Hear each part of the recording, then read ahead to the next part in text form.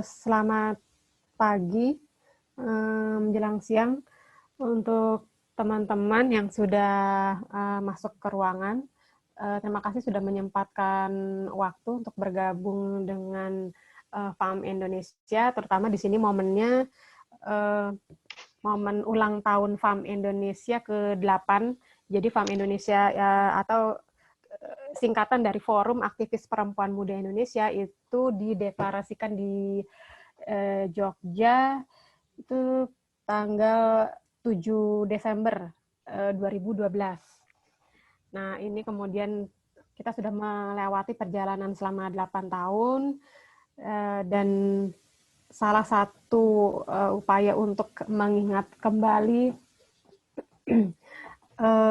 perjuangan teman-teman, kemudian juga perjalanan yang sudah dilalui bersama, FAM Indonesia menginisiasi webinar ini, webinar terkait aksi mendesak berbasis komunitas sebagai bagian untuk belajar kembali tentang upaya yang dilakukan oleh anggota FAM Indonesia, terutama di sini diwakili oleh 2 orang anggota, yaitu Maria Sucianingsih di Jawa Tengah dan Meta Septalisa di Kalimantan Tengah, yang periode kegiatannya dilakukan mulai bulan September sampai Oktober tahun ini.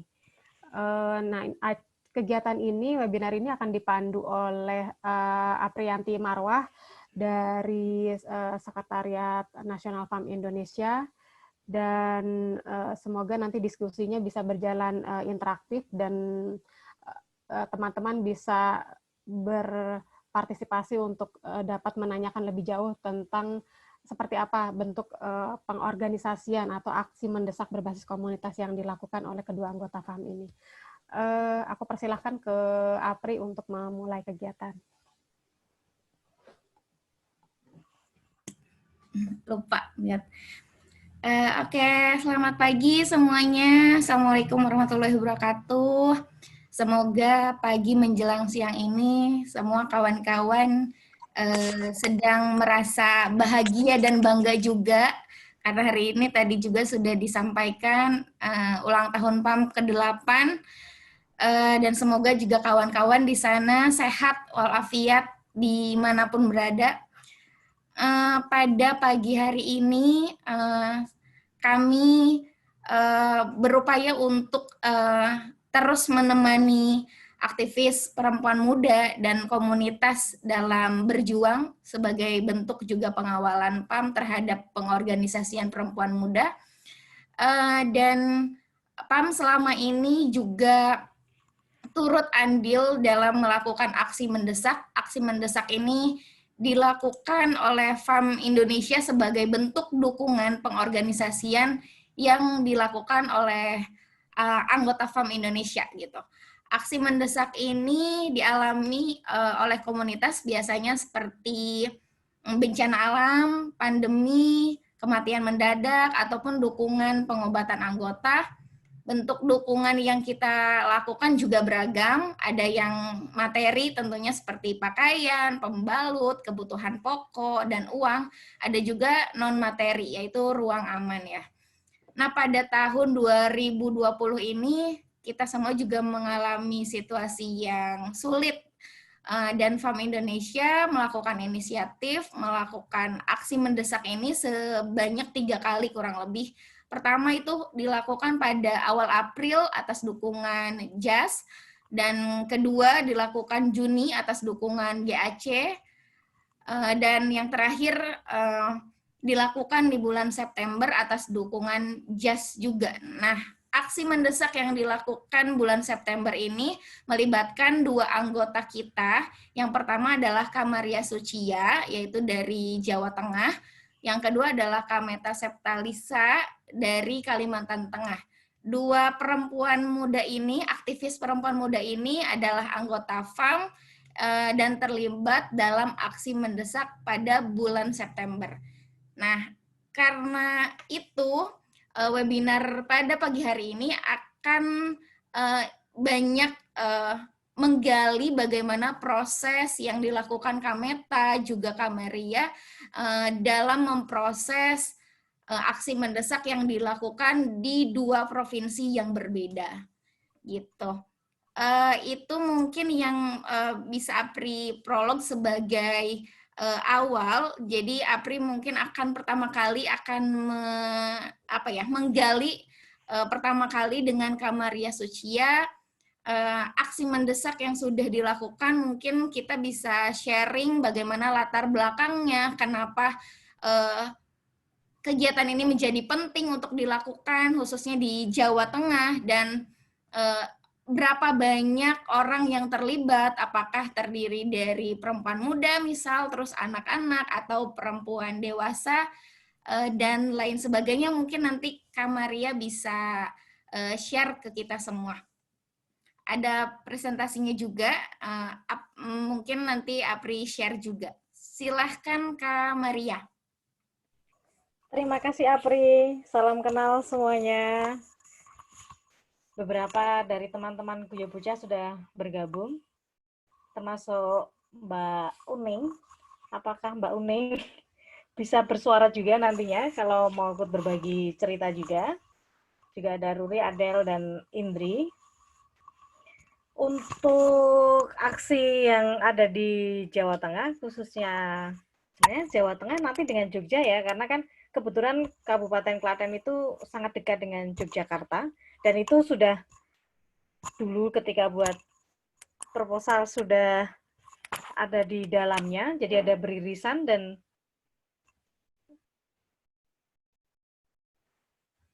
oke.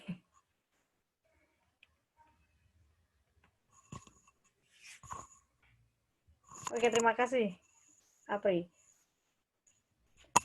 Untuk jumlah yang terlibat, ini ada secara langsung dan tidak langsung ya. Kalau secara langsung, secara hariannya memang lebih banyak ke pengurus Guyo Bocah, tapi yang tidak langsungnya itu yang menerima apa hubungannya nanti dengan ketahanan pangan dan yang lainnya itu cukup banyak. Misalkan di Jogja ada minimal 5 bank sampah. Satu bank sampahnya anggotanya bisa mencapai 30 orang. Jadi bisa dikalikan ya. 5 dikali 30. Itu jika di Jogja. Mereka praktis memang hanya menerima bibitnya, bibit-bibit serta pupuk, dan beberapa cerita nanti jika Ruri mau ikut menambahkan juga silakan. Jadi teman-teman dari Guyo Bocah akan menggali sebenarnya selama berproses pupuk ini diapakan, misalkan gitu ya, tanaman-tanaman ini diapakan gitu. Tapi khusus untuk yang di Klaten, ikut terlibat juga di dalam pelatihan-pelatihan yang memang sengaja beriringan dengan apa yang dilakukan oleh teman-teman yang menjadi pengurus harian Guyo Bocah. Nah, kali ini sebenarnya tidak hanya bercerita secara program yang kurang lebih 3 bulan itu, tetapi lebih ke iringannya, yaitu studi rumah tangga sebenarnya apa sih dan di mana letak pentingnya gitu ya. Dan studi rumah tangga ini sebenarnya ada dua disebut cara lah ya. Satu memang teman-teman mengisi, jadi memang diberi lembaran gitu ya untuk mengisi apa yang terjadi di rumahnya, dan sekalipun itu bukan pelajaran sekolah ternyata tidak gampang mengisinya. Misalkan pertanyaannya kan di situ, dalam 1 bulan ini rumahmu beli beras berapa kilo? Nah, kalau sudah nyambung begitu ya, mereka nggak bisa jawab nih. Mereka akan bertanya dan akan menggali lebih jauh. Lalu pertanyaan selanjutnya, misalkan ada juga pertanyaan tentang energi gitu ya. Berapa pulsa listrik yang dihabiskan dalam 1 bulan? Itu pun juga tidak.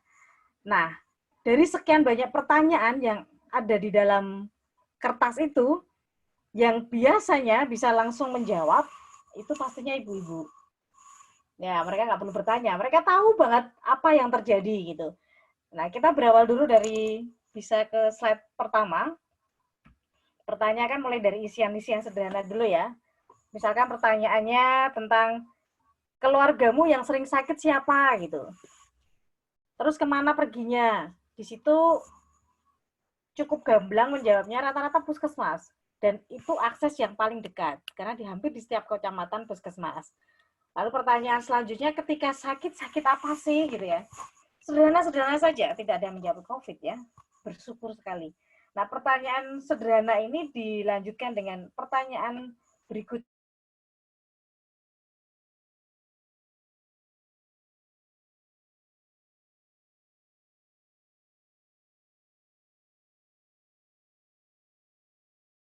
Sebenarnya jagongan ngobrol biasa sih. Ketika pusing, sebenarnya pusing karena apa? Ini banyak banget sekalian. Dan rentetannya akan menjadi panjang. Pusing dengan keadaan, pusing dengan ibu-ibu yang misalkan mendidik anaknya atau ngajari karena sering kali pelajaran yang online itu tidak mudah gitu. Jadi rentetannya menjadi semakin panjang lagi. Lalu pegel-pegel gitu ya, karena kebanyakan petani gitu. Itu dianggap bahwa ya ini bagian dari apa yang saya lakukan hari-harinya. Menariknya memang kalau dilihat dari data meskipun nggak banyak, kami hanya meminta pesertanya kan kurang lebih antara 50-an ya. Itu karena ini sampling saja, tidak ada yang menjawab memang sakit-sakit yang luar biasa berat itu hampir nggak ada kalau ditengok. Jadi sebenarnya sakit-sakit sederhana ini hal-halnya pun atau penyebabnya pun juga sederhana. Mulai tadi, bagaimana kehidupan harian apalagi sekarang ya, untuk mencocokkan dengan ritme.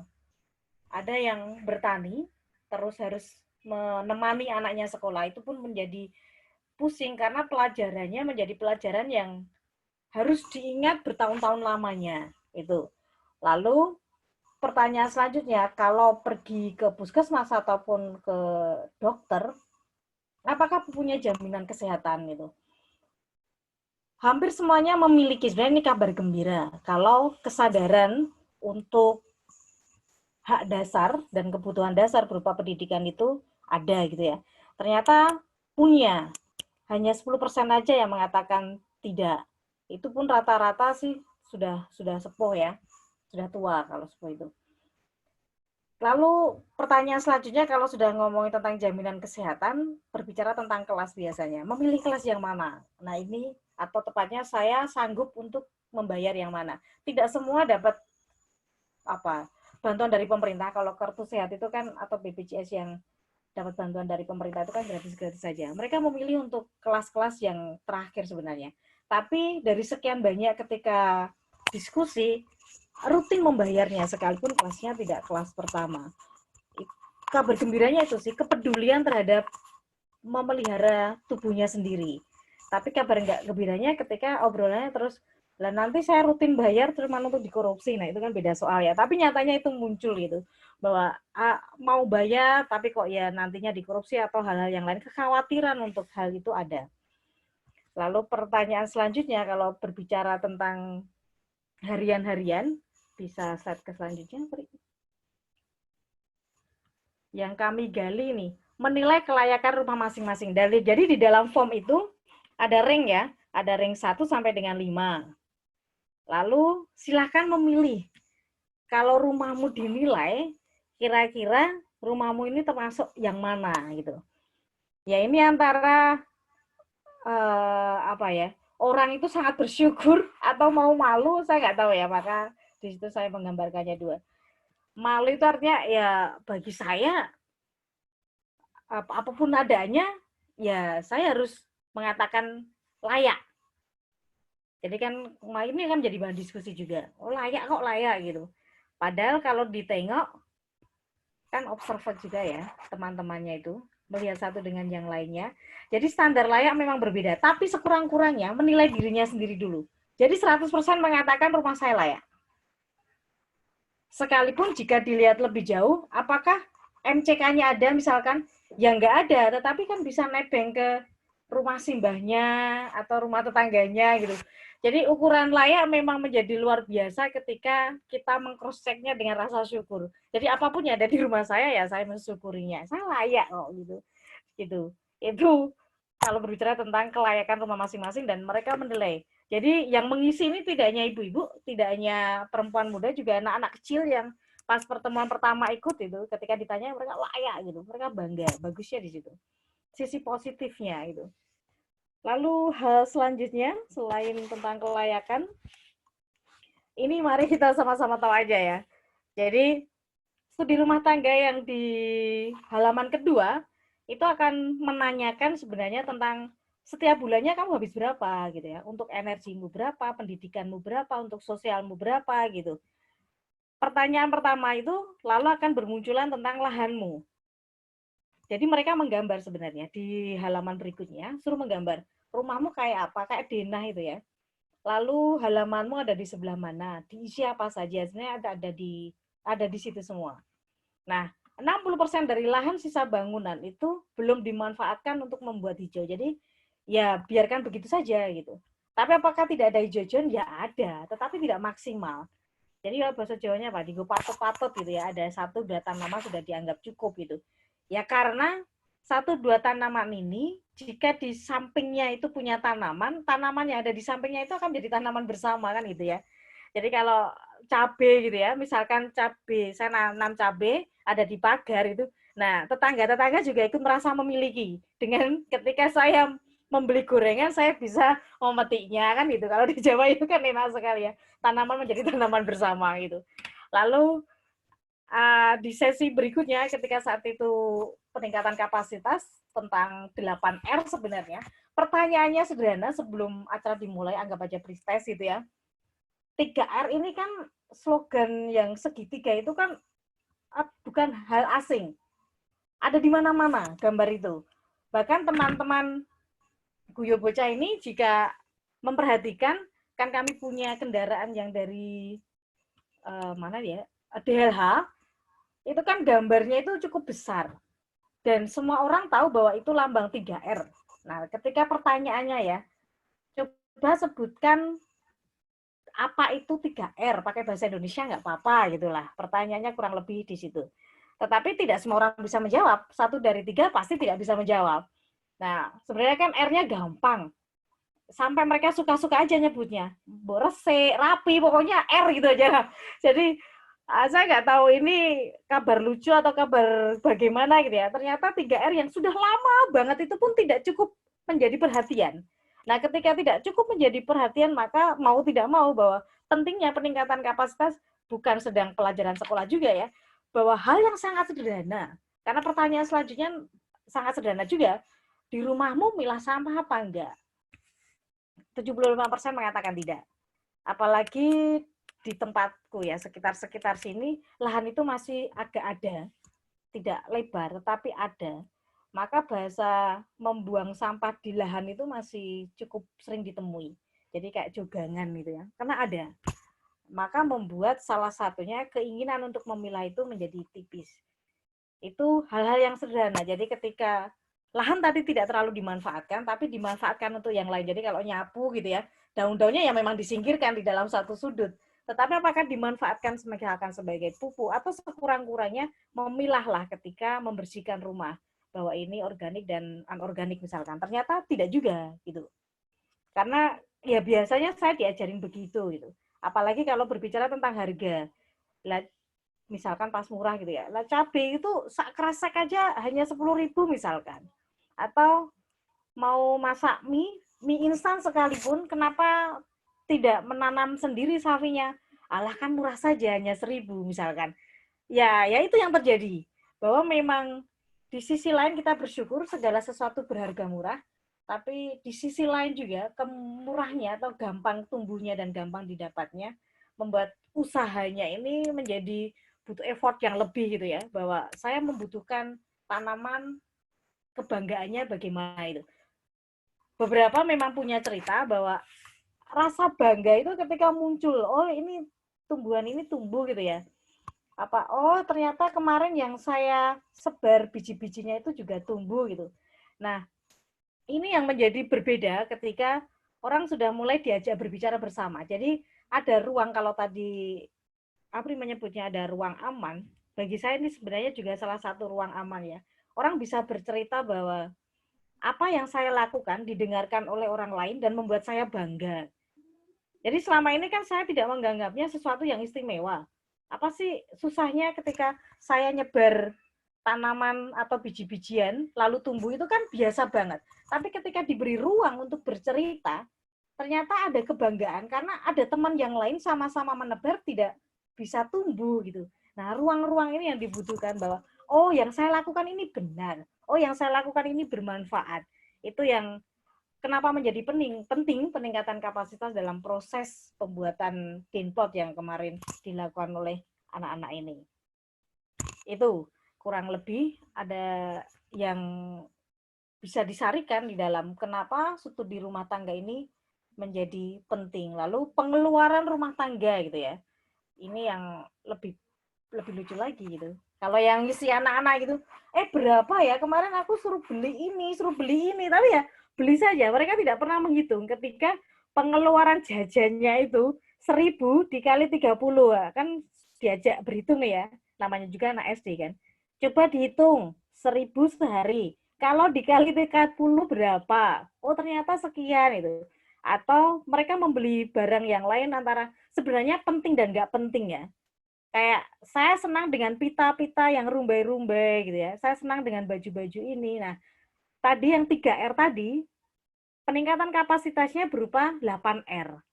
Jadi, R yang pertama itu rethinking. Jadi, memulai berpikir ulang bahwa anak-anak ini harus mulai dengan gaya baru. Bahwa segala sesuatunya tidak harus baru. Karena salah satu R yang ada di situ adalah reuse. Jadi, mereka sadar bahwa oh, ini bisa dimanfaatkan. Lalu didukung oleh yang gede-gede. Yang gede-gede kan cerita, apalagi teman-teman sampah untuk sekolah itu punya salah satu program atau kegiatan untuk mendapatkan anggaran dengan pre-love itu ya. Nah, mereka bangga bahasanya beli awal-awal itu loh. Oh, ternyata awal-awal ini nggak jauh, keren kok barangnya itu. Ini hanya butuh dimantapkan aja. Maka ruang untuk berdiskusi itu menjadi penting ketika yang saya lakukan tidak sendirian. Ada teman yang lain melakukannya dan bisa saling berbagi. Karena ketika dihitung-hitung sebenarnya gitu ya, pengeluaran terbesar memang di pangan dan kali ini ngomongin tentang pendidikan. Karena biaya saat itu ya, biaya pulsa kan belum ada bantuan-bantuan baru akhir-akhir ini ya, ada dari cerita anak-anak kan kemarin dapat bantuan sekian giga misalkan. Awal-awalnya kan enggak.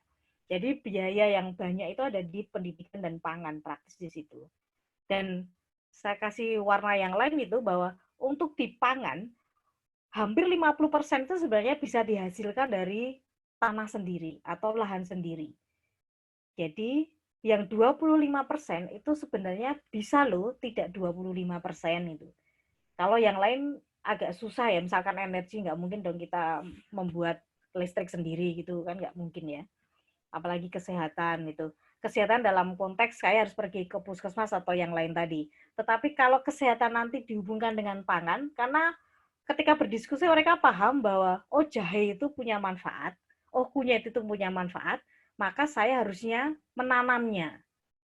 Jadi pernah ada yang cerita, termasuk Mbak Uning yang bergabung di sini jika mampu mengingat-ingat lagi bahwa dulu itu nggak sampai habis lah di awal-awal COVID itu ya, kunyit atau tumbuh-tumbuhan itu saking dimanfaatkan setiap hari.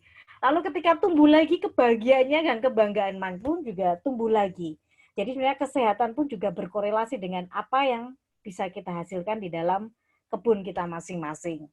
Jadi membuat semuanya mampu mengingat-ingat apa yang ada di rumahnya masing-masing, lalu menghitungnya dan menuangkannya, lalu mendiskusikannya. Itu proses studi rumah tangga yang selama ini kami alami.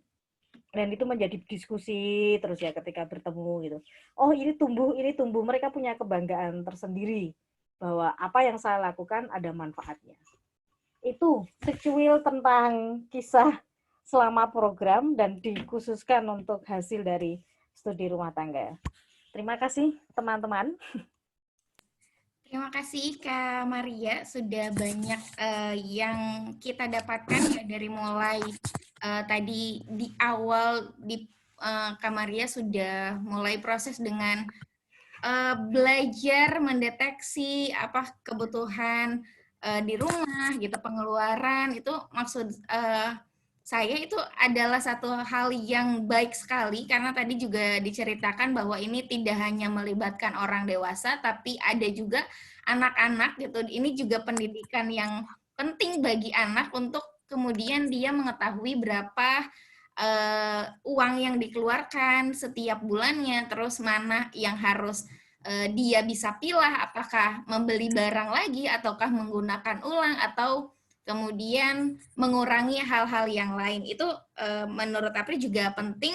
Tadi ada juga kita bisa tangkap soal bagaimana ternyata ada 60% lahan yang sebetulnya bisa digunakan tapi tidak digunakan gitu. Padahal jelas kebutuhan pangan itu menjadi kebutuhan yang primer ya, kebutuhan utama, dan juga bengkak dananya di situ gitu. Jadi kalau itu mungkin bisa diminimalisir dengan memanfaatkan lahan, itu akan sangat baik. Apri akan bertanya jauh lebih dalam bagaimana nanti ke depan, tapi kemudian penasaran juga ada cerita yang akan disampaikan oleh Kameta Septalisa dari Kalimantan Tengah. Ini juga akan menjelaskan bagaimana latar belakang membuat aksi mendesak di Kalimantan Tengah. Apa aja sih prosesnya, apa hal baik yang bisa kita terima hari ini yang bisa kita jadi pembelajaran ke depan. Silahkan Kak Meta. Apri, Chris ya?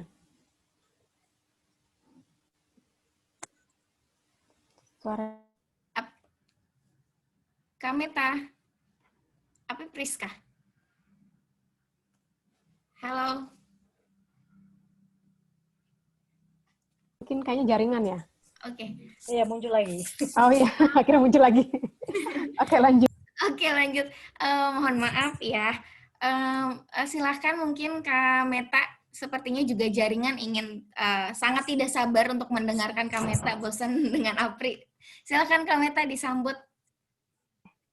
Selamat pagi semuanya, saya Meta dari Kalimantan Tengah. Saya juga mau di sini mau sharing urgent action yang dilakukan teman-teman FAM di Kalimantan Tengah. Tapi sebelumnya saya mau sharing PowerPoint saya dulu sebentar. Oke. Oke, di sini kelihatan ya. Jadi kami melakukan urgent action itu di Desa Gunung Rantau.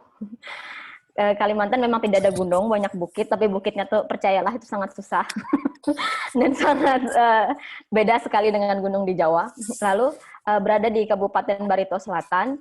Dan kenapa kami memilih Desa Gunung Rantau? Itu pertama, Desa Gunung Rantau itu bekas dulunya bekas perusahaan logging, lalu dimasuki lagi Pertamina, dimasuki lagi batu bara, dan sekarang kebun kelapa sawit. Jadi teman-teman bisa bayangkan ya bagaimana suasana indahnya pemandangan di Gunung Rantau. Nanti saya akan tunjukkan, ada video singkatnya.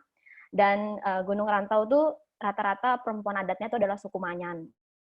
Dan suku Mayan adalah salah satu suku nomor 2 terbesar di Kalimantan Tengah setelah Dayak. Oke, apa sih urgent action yang dilakukan di Gunung Rantau? Ini saya akan mau coba share videonya buat teman-teman.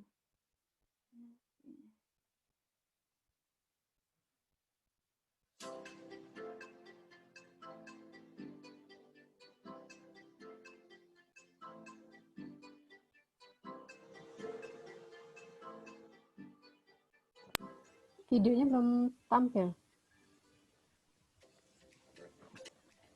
Videonya nggak muncul, Met. Nggak muncul. Ya? Videonya belum muncul. Coba itu kamu stop screen dulu. Pindah ya? Pindah screen. Iya. Sebentar ya. Sebentar. Stop share.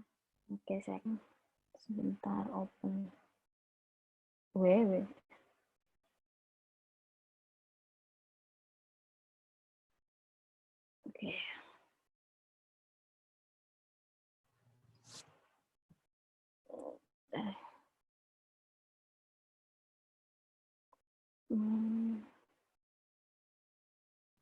Gagal ya, mana ya? Aduh, gaptek, maaf ya. Bentar. Oke. Ya. Kelihatan? Ya, sudah muncul.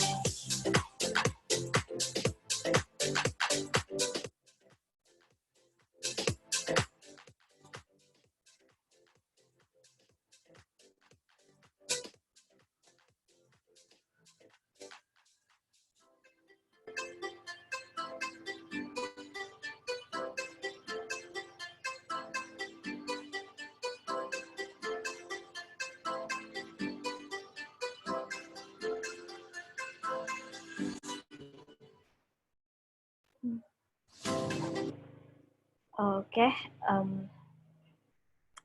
saya kembali lagi ke stop share.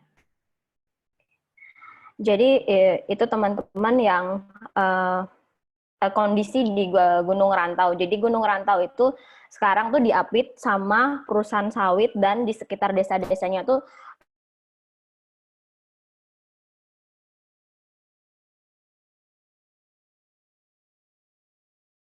koordinator di sana, teman-teman, itu sering lewat kayak gitu, batu bara. Terus belum lagi nanti di sana-sananya itu ada tambang lokal kayak gitu, tambang emas ilegal seperti itu.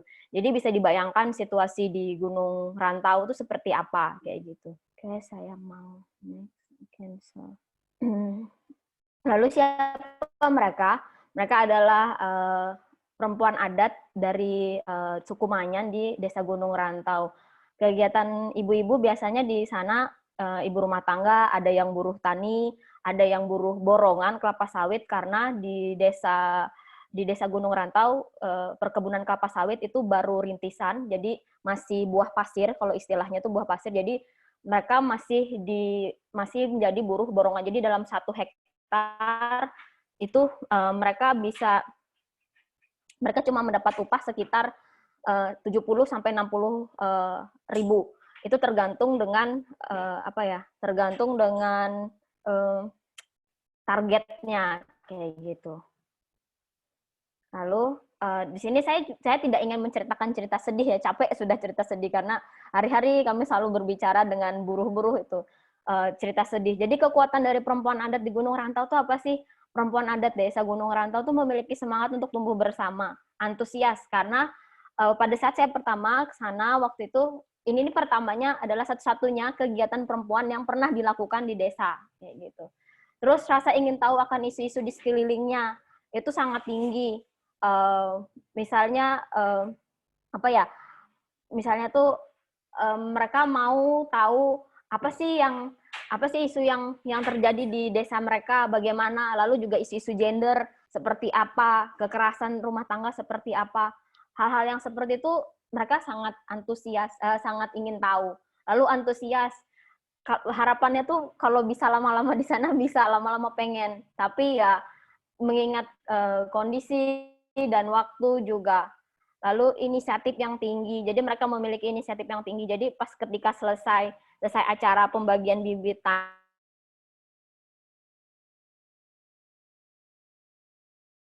ada apa dengan mereka? Sebelum masuk industri ekstraktif, mereka adalah berburu dan peramu, berladang. Tapi semenjak 2015, kebakaran hutan dan lahan itu besar-besaran di Kalimantan Tengah, jadi kami memiliki perda untuk pelarangan untuk pembakaran. Sementara lahan-lahan di Kalimantan Tengah itu sangat tidak memungkinkan untuk ditebas kayak di Jawa. Ingat pohon-pohonnya besar, dan ini juga salah satu contoh. Kemarin kami beruntung bisa melihat salah satu petani membuka ladang mereka di tahun ini. Setelah masuk industri ekstraktif, mereka menjadi buruh di tanah mereka sendiri. Ada yang jadi buruh tani mereka biasanya dapat upah dari ladang orang lain, atau mereka nyadap karet di ladang orang lain, karena mereka sudah tidak memiliki lahan yang ditanami. Tadi seperti teman-teman lihat, itu semuanya pasir putih itu sudah apa sih yang nggak bisa ditanamin lagi. Bahkan bekas-bekas, kemarin Sofi juga ngajak aku ke daerah bekas tambang Pertamina, itu sudah gersang aja, nggak ada tumbuhan, cuma semak belukar, karena wilayah area mereka tuh pasir putih kayak gitu. Itu yang terjadi di wilayah Gunung Rantau. Habis itu apa yang terjadi selama pandemik? Jadi dampaknya kenapa kami memilih urgent action waktu itu, karena saya juga dengar dari Sophie, hari kerja buruh borongan itu dikurangi. Bayangkan, yang mereka nggak dikurangi aja sudah upahnya segitu kecilnya. Terus belum lagi anak-anaknya lagi membutuhkan biaya, karena kan mereka harus sekolah online, karena di Gunung Rantau itu cuman ada sekolah sampai SMP. SMA-nya mereka harus ke ibu kota kabupaten, dan ibu kota kabupaten kan sinyal bagus, segala macam bagus, tapi untuk aksesnya mereka sana kan akan susah. Jadi kalau mereka mau mendapatkan sinyal internet, mereka harus ke atas bukit, ada namanya bukit sinyal kalau istilah mereka itu bukit, dan terus mereka itu biaya lagi membeli paket, dan itu belum ada bantuan di sana.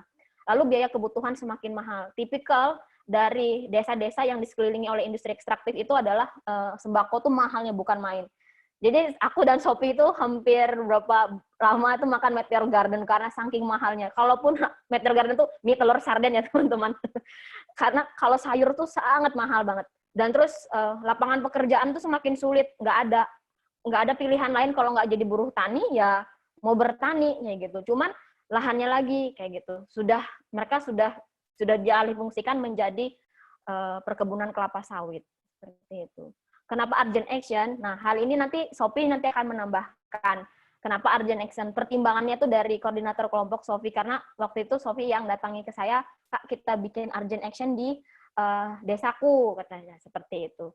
Terus ini juga sebagai pintu pengorganisiran perempuan adatnya. Jadi karena tadi ada kekuatannya bahwa mereka sudah antusias, semangat, lalu mereka juga daya curiosity-nya tuh sangat tinggi kayak gitu. Itu yang bagus untuk sebagai pintu masuk sebagai pengorganisiran perempuan adatnya. Dan ini juga merupakan tahap awal kemandirian ketahanan pangan perempuan adat. Jadi di dalam urgent action ini tujuan kami tidak hanya sekedar bantuan. Kami nggak bikin sembako, tapi kami bikin bibit. Jadi supaya ada kreativitas untuk pengembangan lagi kebun-kebun kolektif di sekeliling mereka gitu. Jadi mereka bisa memanfaatkan pekarangan rumah. Nggak perlu harus berpikiran bahwa kita punya ladang luas atau kita harus punya tanah dulu baru kita bertanam. Setidaknya mereka nggak harus beli sayur-sayuran yang sangat mahal kayak gitu. Nggak perlu harus beli sayur yang membutuhkan tahan pangan aja dulu di rumah. Nggak usah kami tidak berpikir untuk akan dijual atau ini dulu. Yang penting kebutuhan mereka tercukupi. Itu yang kenapa kami sama Sophie berpikiran bahwa bibit tanaman itu sesuatu yang bermanfaat. Lalu tantangan dari luar. Jadi di Gunung Rantau tuh akses informasi sangat kurang. Sinyal itu nggak ada sama sekali. Yang ada sinyal telepon, dan itu cuma hanya di beberapa daerah kayak gitu. Maksudnya hanya di daerah-daerah tertentu saja. Lalu akses transportasi dan biayanya yang sangat mahal. Jadi kami waktu itu pada saat tahun 2020 ini, selain COVID, Kalimantan Tengah menghadapi banjir besar-besaran. Jadi daerah-daerah hulu yang nggak pernah banjir itu banjir akibat pembukaan lahan besar-besaran. Mungkin teman-teman tahu isu Laman Kinipan. Jadi mereka di hulu sana sudah pembukaan bukit-bukit itu sudah besar-besaran untuk perkebunan kelapa sawit dan pertambangan. Dan itu juga mengakibatkan transportasi itu mahal. Jadi kami harus nunggu dulu karena banjir 1 minggu.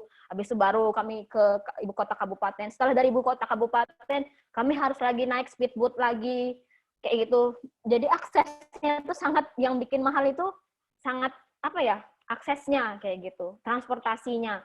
Kalaupun ada transportasi darat, itu sangat tidak memungkinkan karena kita harus menggunakan mobil double gardan. Kalau bukan double gardan itu nggak bisa. Nah, sewa double gardan itu lebih mahal lagi kayak gitu. Lalu di Gunung Rantau itu juga akses air bersih. Meskipun Gunung Rantau itu di sebelah sungai, tapi kami itu tidak yakin bahwa sungai itu layak untuk dimanfaatkan. Apalagi mengingat aktivitas pertambangan, aktivitas perkebunan kelapa sawit, terus aktivitas tambang ilegal emas. Jadi itu sangat belum lagi sampah-sampah juga yang ada di sekitar, itu juga bikin apakah ini layak untuk dikonsumsi atau enggak. Makanya rata-rata penduduk di sana mereka harus berjalan bisa 1-2 kilometer sampai bahkan 5 kilometer ke hutan untuk mencari air bersih kayak gitu. Akses kesehatan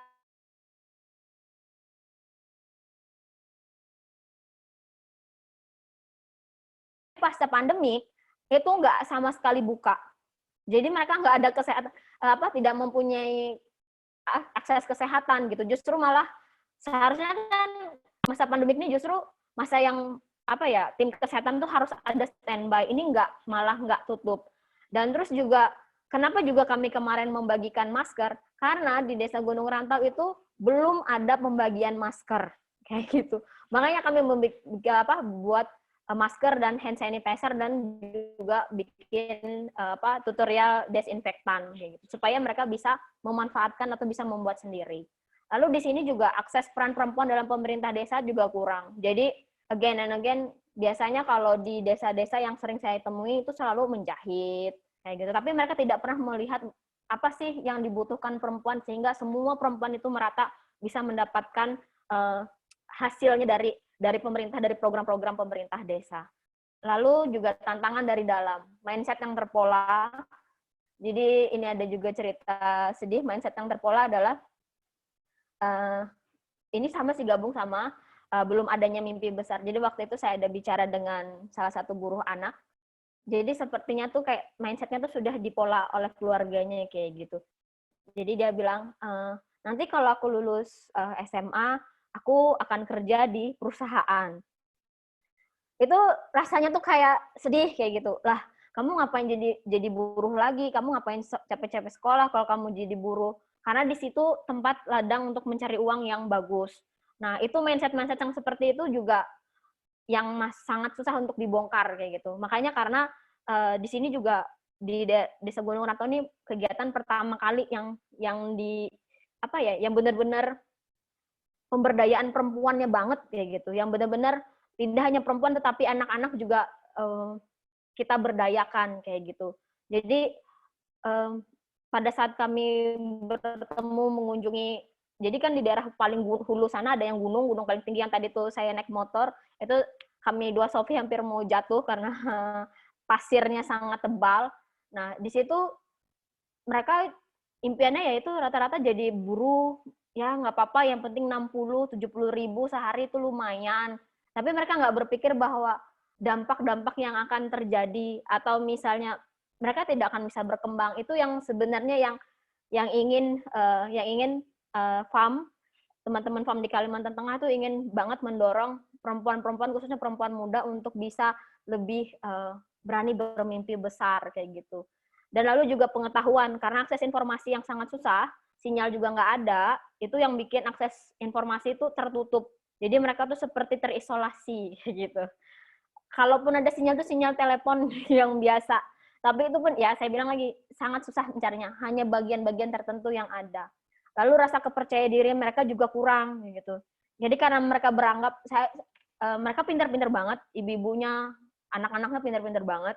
Cuma rasa percaya diri untuk berbicara itu mereka tuh masih kurang gitu. Pas ketika di forum besar perempuan, khusus forum perempuan, mereka bilang mereka kayak diem. Tapi pas sudah sendiri, mereka tuh cerita panjang lebar kayak gitu. Jadi saya pikir juga ini juga perlu adanya ruang perempuan khusus, ruang aman. Begitu. Demikian cerita saya. Mungkin Sofi bisa nambahkan, Sof, karena Sofi di sini ada koordinator yang untuk di Gunung Rantau bisa bergabung. Oke, Sof. Baik, terima kasih untuk Kameta, dan saya ingin mengucapkan terima kasih kepada PAM Indonesia yang sudah membantu kami di Desa Gunung Rantau. Kenapa kemarin saya meminta kepada Kameta untuk bantu di desa saya, karena akses kesehatannya sangat tidak ada, dan penyuluhan tentang COVID itu benar-benar nggak ada di sana. Dan kami di sana juga, kata saya dengan Kameta, di sana itu tidak bukannya tidak memerlukan uang, cuma yang diperlukan itu adalah bahan pangan, karena bahan pangan di sana sangat susah dicari. Untuk ikan saja di sana sangat mahal, dan sayur-sayuran. Dan ketika ada pembagian bibit di sana, kami di sana sangat bersyukur sekali karena sudah dibantu untuk pembagian bibit untuk bertanam untuk kebutuhan kami di rumah. Jadi itu yang ingin saya ucapkan. Terima kasih sekali lagi untuk PAM Indonesia. Gitu. Makasih, Sof. Terima kasih, Sofi. Terima kasih juga Kameta yang sudah menyampaikan inisiatif baiknya, cerita baik pula, karena tadi kalau kita lihat dari tantangan dari dalam, tantangan dari luar yang itu tidak mudah, ya artinya itu juga sulit, tapi kemudian ada inisiatif baik dari Sofi, kemudian juga ditangkap oleh Meta, dan bisa difasilitasi oleh FAM atas dukungan JAS juga. Ini jadi satu hal yang mudah-mudahan tadi betul menjadi pintu gerbang bagaimana pengorganisasian terhadap perempuan adat suku Mayan bisa dilakukan. Mungkin itu dulu dua cerita yang bisa disuguhkan di sesi pertama ini. Semoga nanti ada yang hilang. Wah, hilang kan, Mbak? Sinyalku. Halo, Mbak? Oke, videonya aku matikan. Suaraku udah jelas belum ya, Mbak Niken?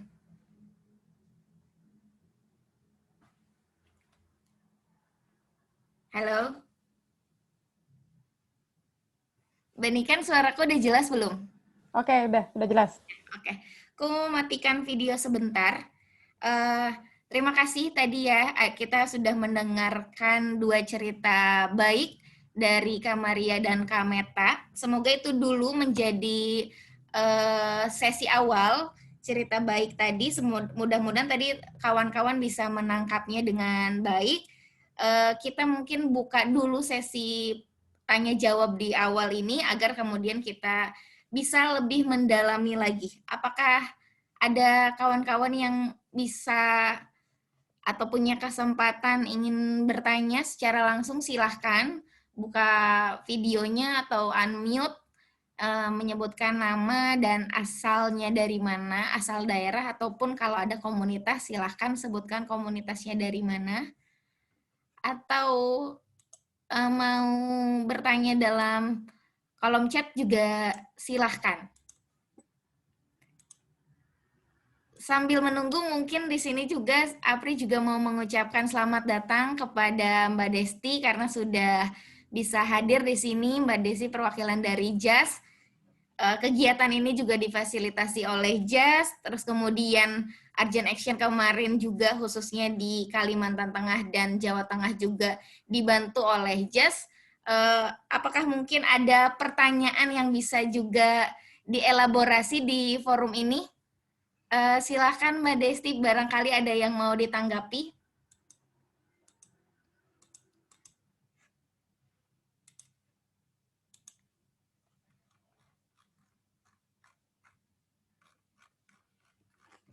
Mbak Desti masih ada nggak ya?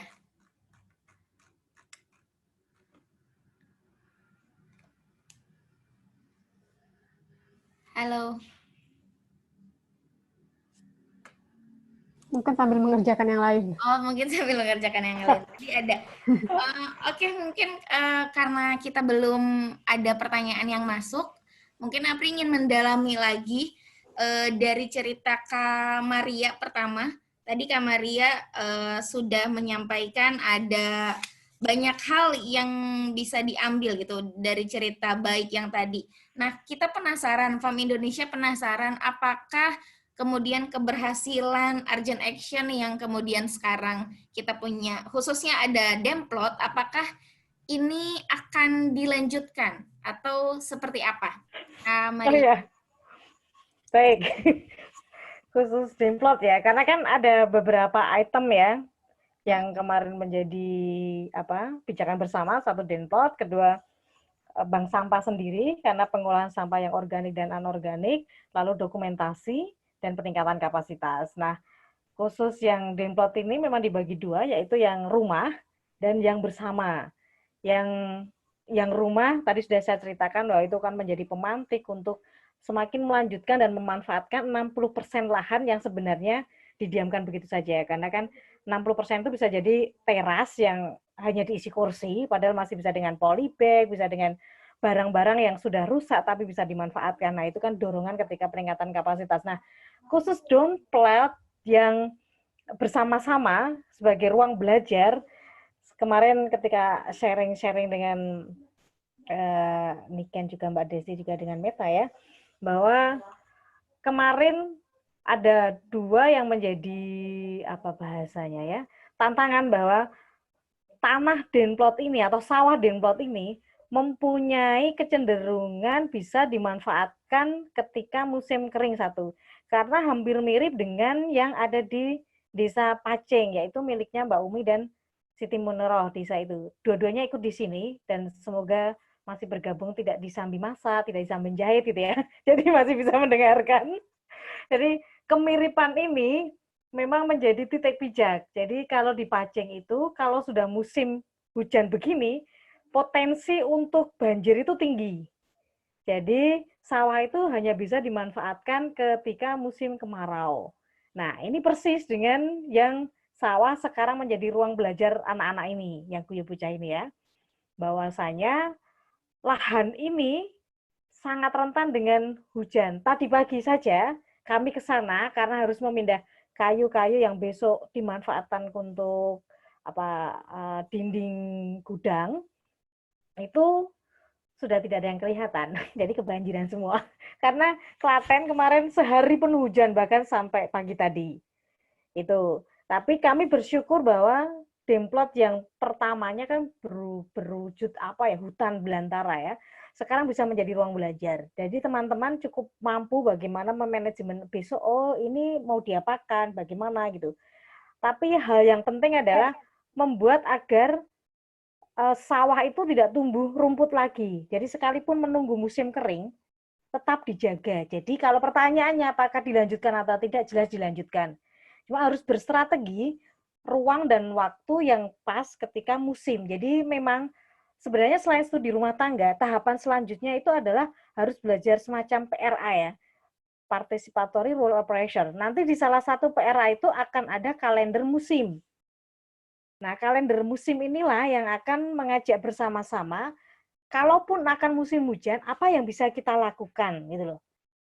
Tapi kan karena programnya juga pendek dan tidak sedang ke arah situ sementara, maka bentuk menyemangati bersamanya adalah bagaimana Demplot ini tidak kembali menjadi hutan belantara. Jadi bisa dimanfaatkan untuk bagian sini, bagian samping-samping. Bahkan kemarin kan kacangnya sudah mulai tumbuh nih.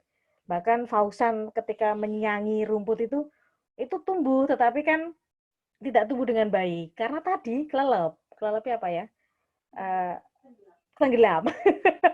Baru tadi pagi kami karena padahal sudah ditinggikan itu. Sudah dikasihkan di polybag dan ditaruh di atas bedeng. Ternyata semakin tinggi, nggak mau kalah hujannya itu. Begitu cerita singkatnya. Apakah dilanjutkan? Jelas dilanjutkan.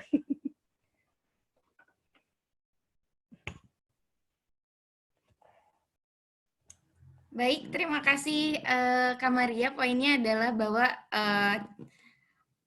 cerita baik ini akan dilanjutkan, tapi mungkin masih disusun bagaimana tadi menyusun kalender musim agar mungkin lebih adaptable aja ya dengan musim yang berganti agar sesuai mungkin.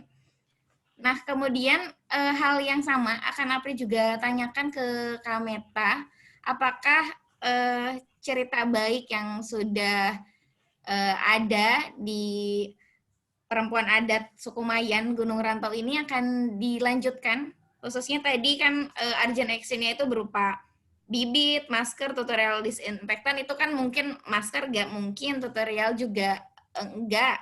Tapi bagaimana mengelola bibit ini, Kak?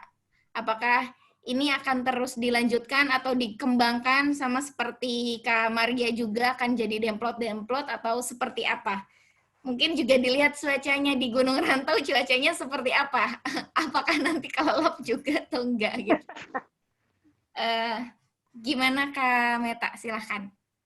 Oke, kalau untuk diteruskan itu harapan kami ya untuk bisa meneruskan, apalagi waktu dan pas waktu jadi waktu yang kami beri bibit itu adalah bibit apa ya, bibit rumah tangga yang sederhana untuk sekeliling rumah, dan itu bukan bibit asli Kalimantan Tengah gitu, atau bibit sayur-sayuran yang memang bibit lokal.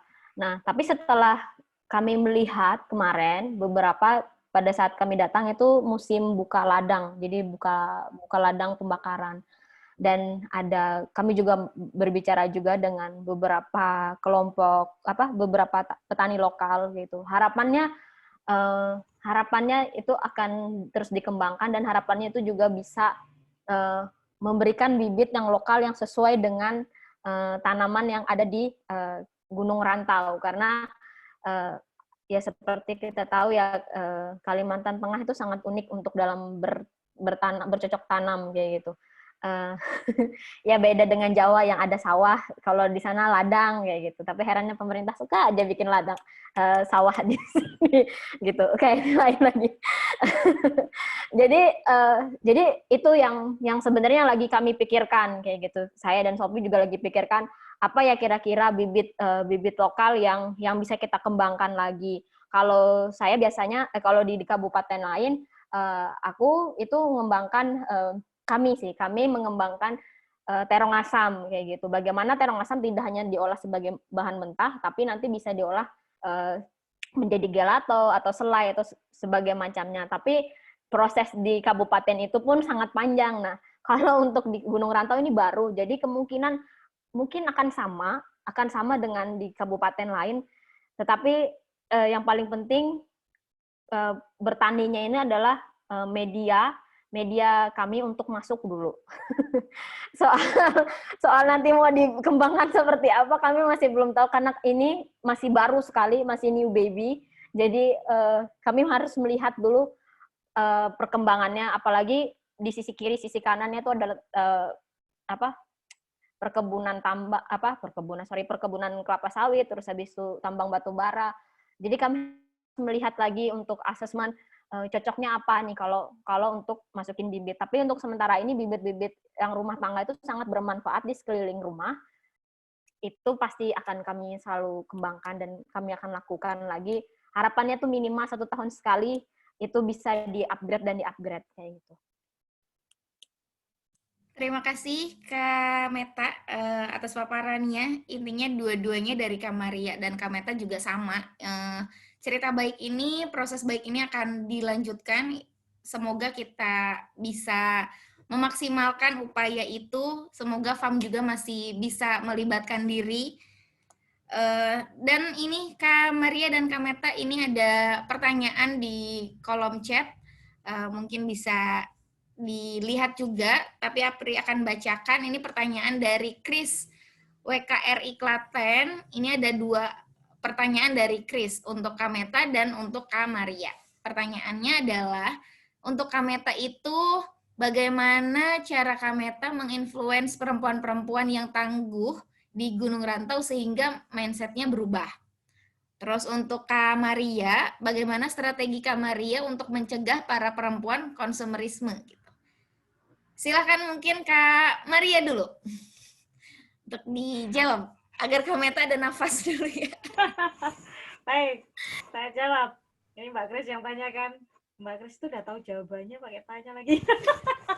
Enggak. Mbak Kris ini kan WKRI ya. Nulisnya kan begitu. WKRI itu Wanita Katolik Republik Indonesia. Jadi kayak Asia, kayak Fatayat gitu ya.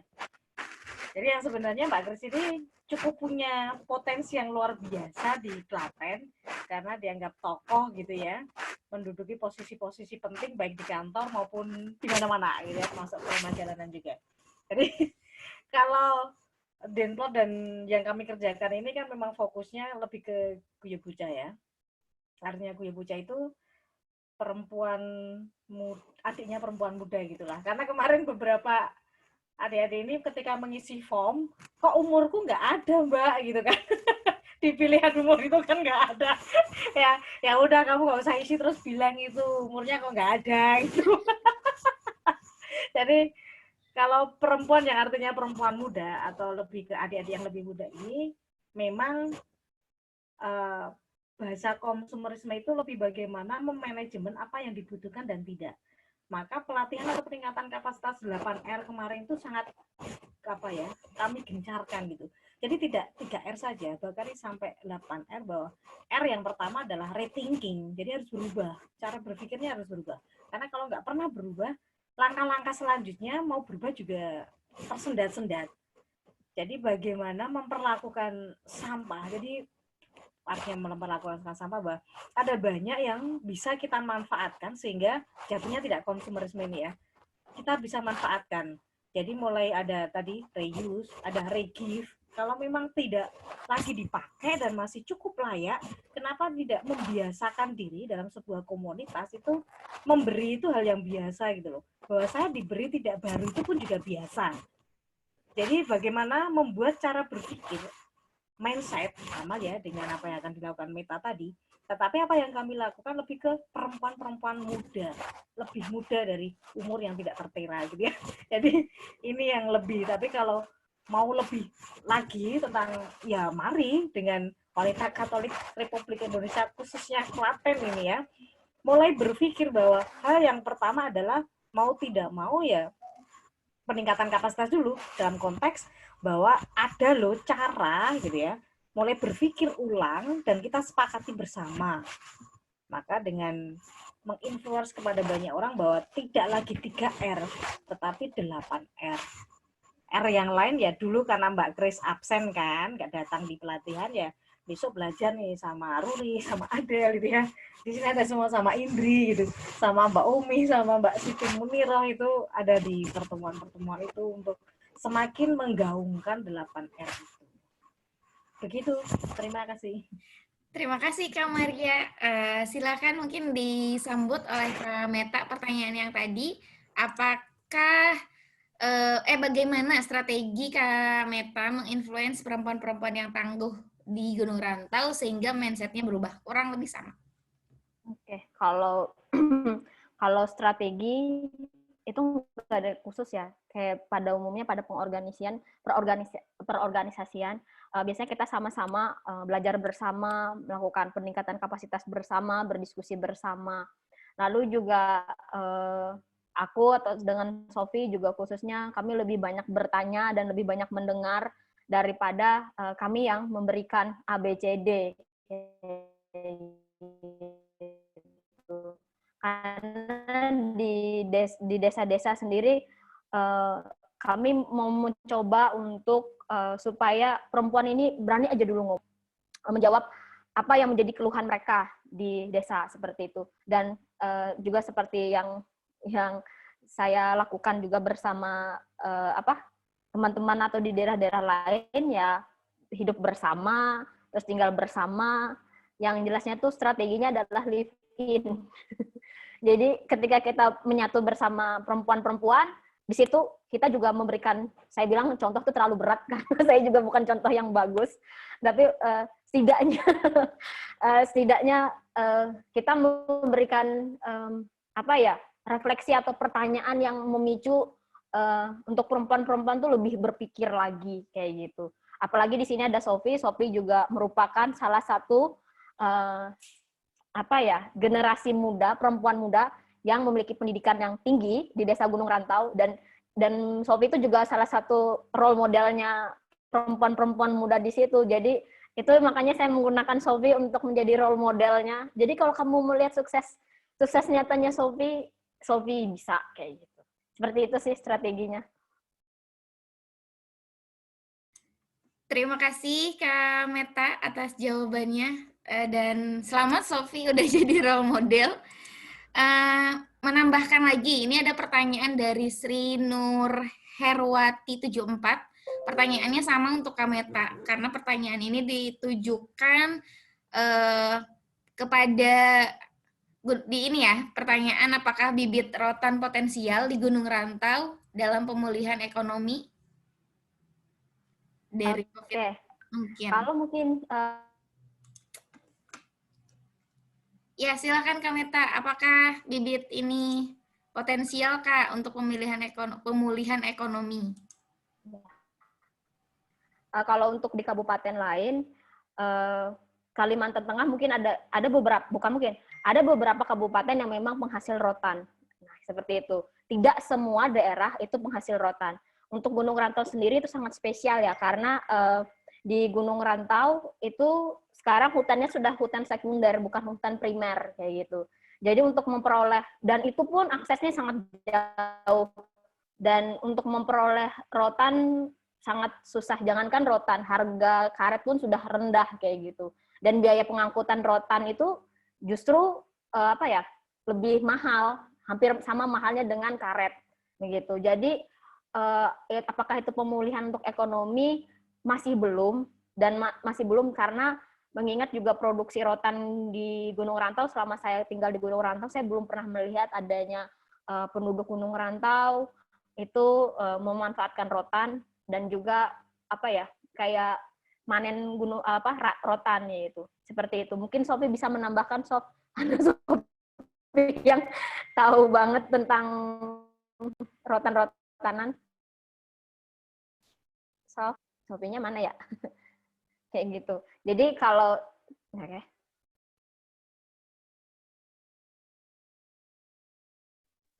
Sophie akan menambahkan. Silakan Sophie. Ya Kak, terima kasih.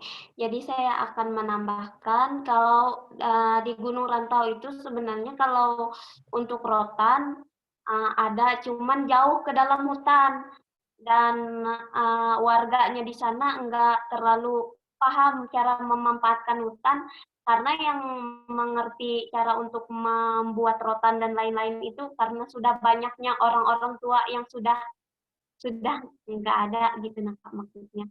Jadi enggak diteruskan lagi budaya untuk membuat rotan itu. Cuman di sana itu adalah mayoritasnya menyadap karet. Jadi kalau untuk pemulihan ekonomi itu seperti menyadap karet, cuma karet saat ini kan harganya sedang turun, dan kalaupun naik itu cuma buat keseharian aja gitu. Jadi ekonomi di sana sulit untuk dipulihkan. Terima kasih. Terima kasih Sophie udah ditambahkan. Ini dari lokal ya, dari warga pribumi yang itu bisa kita tahu bahwa ternyata rotan itu yang pertama, rotan pengetahuan atas pengelolaan rotan sudah tidak maksimal lagi, tidak ada yang meneruskan. Kedua, juga rotan sulit dijangkau karena itu juga jauh aksesnya di dalam hutan, dan biaya pengangkutannya juga mahal gitu. Sementara karet juga sekarang masih turun, masih rendah, jadi itu baik rotan maupun karet belum cukup untuk menjadi alternatif pemulihan ekonomi di Gunung Rantau. Kurang lebih itu. Iya, hilang lagi. Nanti bisakah Mbak Siti Muniroh ikut sharing dalam sesi ini nih kan? Bisa, silakan. Mungkin bisa langsung aja sambil menunggu Oke. para APRI muncul lagi. Oke, silakan. Apri udah muncul lagi belum? Kalaupun jaringan tidak memungkinkan, Iya. bisa suara. Ya, Assalamualaikum warahmatullahi wabarakatuh. Waalaikumsalam. Waalaikumsalam. Dengar nggak, Mbak? Dengar, dengar. dengar Lanjutkan, jelas. Mbak. Saya Siti Muniroh dari Klaten yang kemarin udah ikut pelatihan di Guyub Bocah Klaten ya, Mbak ya. Saya sangat bersyukur sekali kemarin diajak ikut pelatihan bersama teman-teman saya di Guyub Bocah, yaitu tentang pemilahan sampah. Awalnya saya diajarin cara memilah sampah, terus dikasih bibit lele dengan embernya, juga dikasih tahu cara menebar benih lelenya. Nah, itu sangat bermanfaat sekali untuk pemilahan sampah itu. Sebelumnya saya tidak pernah memilah sampah, dan sampahnya itu cuma saya buang, kebetulan ada lahan kosong di depan rumah saya itu. Jadi saya buang sampahnya di situ, jadi banyak sekali sampah plastik-plastik bertebaran itu. Biasanya cuma saya bakar ya Mbak ya. Jadi juga tetap nggak enak dipandang mata itu. Terus kebetulan kemarin saya diajak pelatihan memilah sampah, saya dikasih karung untuk tempat sampah yang plastik, yang lain-lain sama yang kertas. Nah, itu mulai saya pilah. Jadi sudah saya sama teman-teman yang lain itu udah memilah sampah, dan alhamdulillah lahan kebun saya sebelah saya itu sekarang udah rapi, udah nggak berserakan plastik lagi. Terus untuk yang lele yang dari Guyub Bocah itu juga, itu air lelenya kan saya buat untuk siram tanaman. Tanaman saya itu subur-subur Mbak, kan bibit lelenya juga dari Guyub Bocah ya kemarin ya.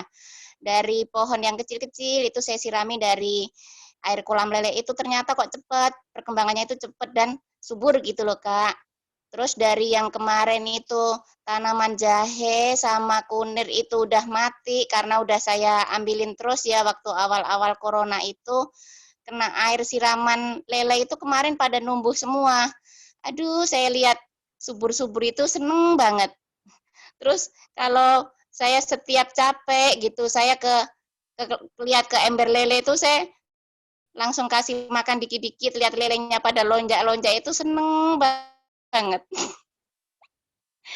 Nah, kayaknya sampai di situ aja cerita dari saya Kak, dan sangat bermanfaat banget buat saya dan teman-teman. Cukup Mbak, sampai di sini Mbak. Terima kasih Mbak Siti Muniroh telah berbagi. Kita juga jadi mendengarnya jadi ikutan senang ya, ikutan happy bagaimana ternyata cerita baik ini bisa datang langsung dari teman-teman di Guyub Bocah. Itu saja ya, belum ada pertanyaan lagi. Bagaimana Mbak Nia? Apri, tadi aku mendapat video dari Ruri ya. Nah, mungkin bisa diputar ya. Aku nggak tahu dari kualitasnya, mungkin karena dikirim melalui WhatsApp, jadi resolusinya kecil. Tapi mungkin bisa dicoba, mungkin teman-teman bisa melihat kebun atau demplot yang dikembangkan oleh teman-teman Guyub Bocah. Silakan Mbak, putar. Oke, sebentar share screen. Oke. Apakah sudah kelihatan? Sudah Mbak. Oke, putar.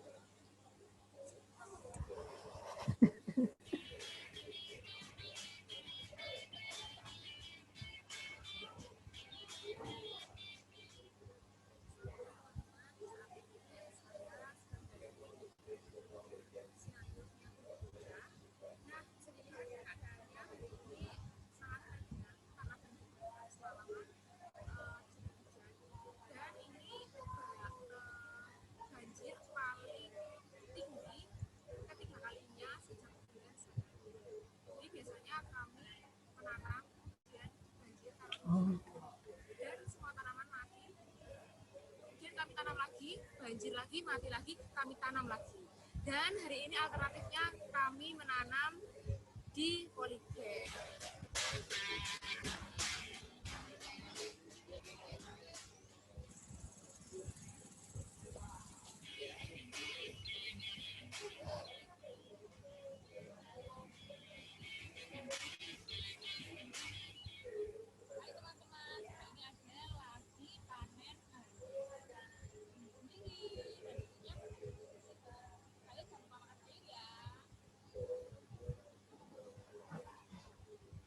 Oke.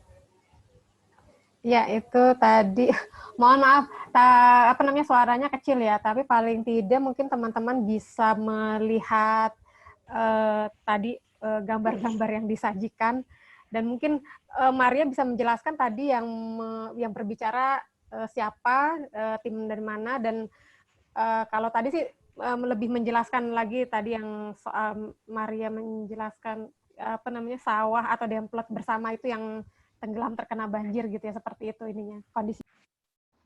Tadi Adel di sini sih. Apakah Adel sudah yang bicara tadi namanya Adel? Oke. Kayaknya tadi bolak-balik kayaknya agak kadang terpental gitu deh soal jaringan juga kayaknya. Iya, memang. Masuk tapi kemudian keluar lagi. Ya. Atau Ruri mau bercerita juga boleh loh. Ruri ada di sini kok. Ayo Ruri silakan berbicara. Agar tidak aku terus. Semua kan ada di sini. Ya, halo semuanya. Halo juga. Terima kasih Mbak Niken, Mbak Maria, dan teman-teman dari FAM Indonesia untuk kesempatannya selama 3 bulan dari bulan September. Sebenarnya banyak teman-teman yang di sini selain aku, tapi mungkin karena jaringan juga ya, tadi keluar masuk ada Adel, ada Fauzan, ada Dela. Proses yang panjang sih sebenarnya dari bulan September itu. Kalau yang tadi di video Adel, itu namanya Adel, dia teman dari Gue Bocah juga. Adel bilang itu banjir di bandang paling tinggi. Itu ternyata tidak ada apa-apanya daripada hari ini. Karena hari ini tinggi sekali. Lebih tinggi banget gitu loh. Jadi pas aku lihat video ini pun, oh ternyata yang kemarin yang terakhir, yang ketiga itu tingginya segitu, tapi ternyata hari ini makin tinggi lagi. Jadi kolam ikan yang tadi dibuat sama Fauzan sama Iksan itu, ikannya udah berenang semua kemana-mana. Karena ternyata banjirnya melebihi kolam ikan 30 cm gitu.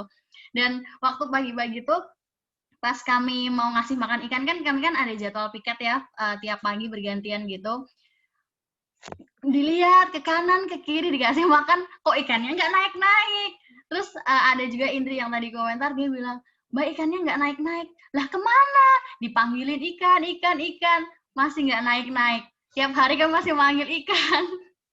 Kayaknya dia udah pergi tapi nggak bisa pulang, karena banjirnya memang setinggi itu gitu. Kalau misalkan hujan dan kebetulan sawah ada di dataran yang lebih rendah dari sawah yang lain gitu.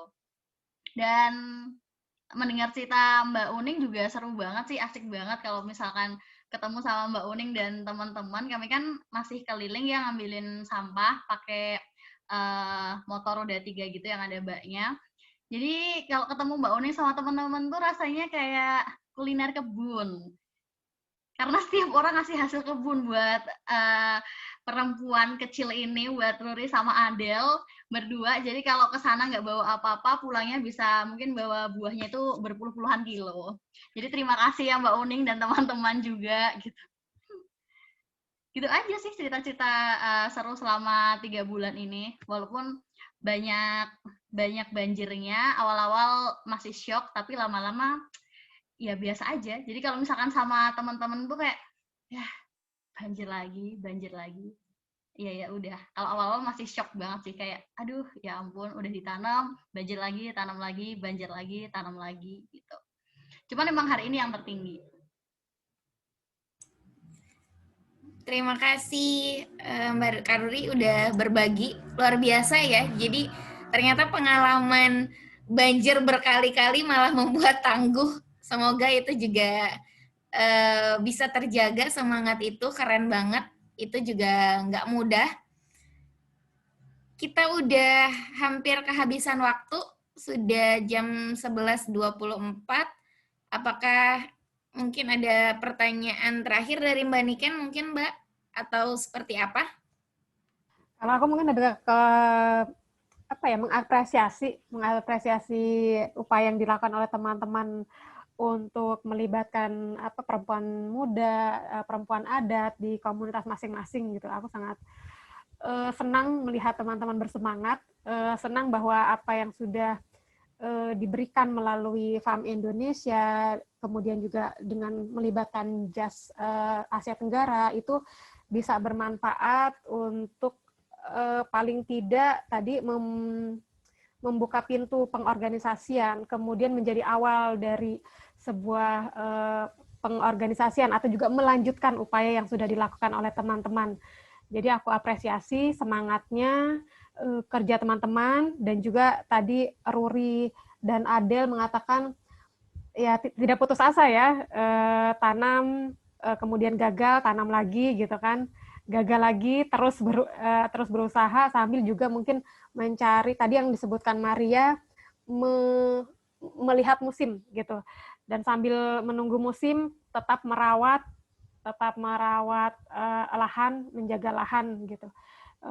Dan ya mudah-mudahan ini terus berlanjut, dan dari FAM sendiri terus jalin komunikasi dengan FAM Indonesia, karena kemungkinan kami tetap memiliki dana yang entah kecil atau besarnya dari segi nominal, tapi paling tidak bisa mendorong teman-teman untuk terus lanjut gitu, baik itu dalam skala kecil maupun skala dalam jangka pendek atau jangka menengah gitu. Mungkin itu, dan terima kasih sudah melibatkan FAM Indonesia, sudah bekerja sama dengan FAM Indonesia. Itu saja. Baik, terima kasih Mbak Niken. Mungkin pernyataan Mbak Niken itu juga menjadi akhir dari kesempatan kita, atau mungkin ada Kak Maria sama Kak Meta sebagai pamungkas, sebagai closing statement-nya. Silahkan Kak, kalau ada. Meta dulu, gantian Meta. Ya, ya baik Mbak. Kalau dari aku sendiri, terima kasih buat FAM Indonesia. Apapun bentuknya, apapun gerakannya, yang penting adalah perempuan harus bergerak, itu dulu yang paling penting. Mau bagaimana, pokoknya jalanin aja dulu, kalau kata anak milenial. Urusan nanti itu kita lihat aja ke belakang, nanti di depan. Tapi yang penting itu dijalani.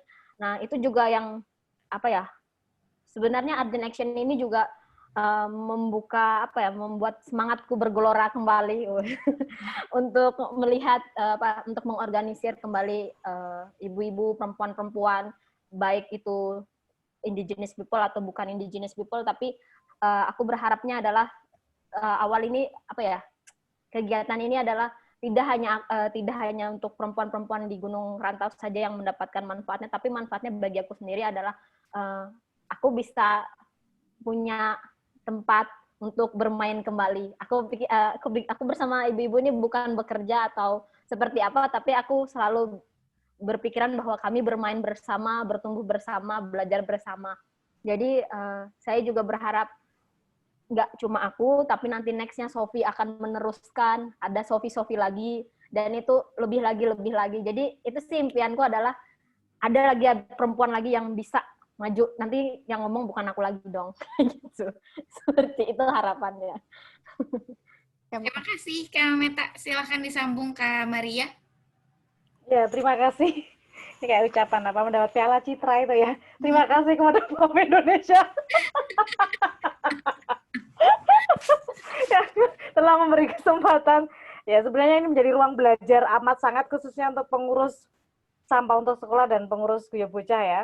Bagaimana Fauzan, Adel, Dela, Ruri, Indri, Iksan gitu ya, yang harus bersusah payah membangun, dan itu tidak ada di ilmu kuliahan mereka gitu ya. Apalagi Indri tidak ada hubungannya dengan menjahit ya Indri ya, tetapi tangguh sekali kalau ngomongin tentang bawa pupuk gitu ya, bawa pagar gitu, luar biasa sekali. Jadi ruang belajar ini sebenarnya milik mereka. Saya hanya bagian yang ngoyak-ngoyak dan memarahi. Mereka tahu kok kalau kapan saya marah, kapan nggak tahu, setiap hari tepatnya marah gitu ya.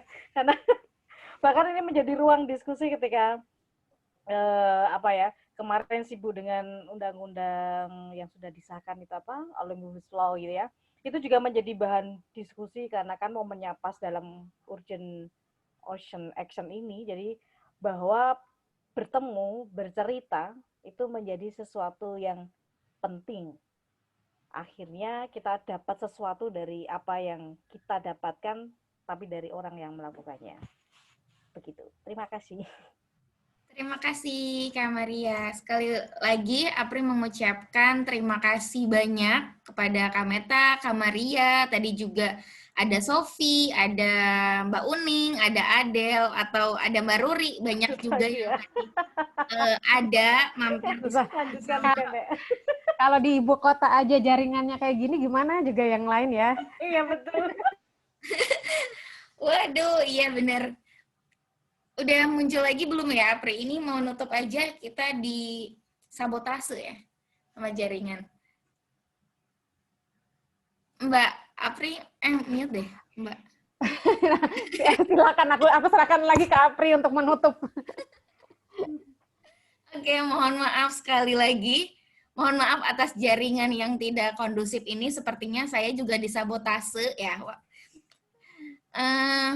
Terima kasih sekali lagi, terima kasih banyak dari FAM Indonesia dan JAS Asia Tenggara kepada seluruh kawan-kawan yang terlibat dalam Urgent Action ini, kepada Kak Meta beserta Gunung Rantaunya, Kak Maria beserta Guyub Bocah, dan semua orang yang terlibat dalam diskusi kali ini. Sekali lagi terima kasih banyak sudah hadir di diskusi kita.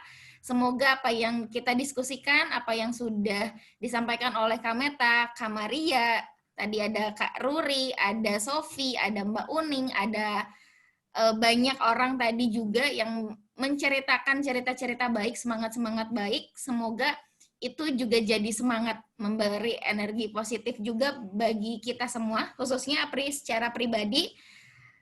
Semoga sekali lagi di ulang tahun FAM ke-8 ini, FAM benar-benar tidak pernah lelah menemani kita semua untuk terus berjuang. Tumbuh subur, semangat baik. Apri tutup kegiatan kali ini dengan mengucapkan alhamdulillahirrabbilalamin. Terima kasih yang sudah hadir. Sehat-sehat, sampai bertemu di webinar selanjutnya. Terima kasih. Terima kasih. Terima kasih. Terima kasih, teman-teman. Terima kasih. Terima kasih semua. Terima kasih teman-teman.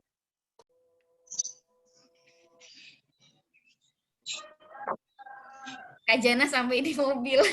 Terima kasih Kak Jen sudah mampir. Terima kasih semuanya. Iya, sama-sama. Maaf ya sambil jalan. Mau pulang dulu. Kan Iken, selamat hari jadi PAM. Jadinya tanggal 7. Soalnya ini dirayakan. Gak apa-apa peringatan. Ya, betul. 5 hari ke. Terima kasih semuanya. Salam kenal dari kakak.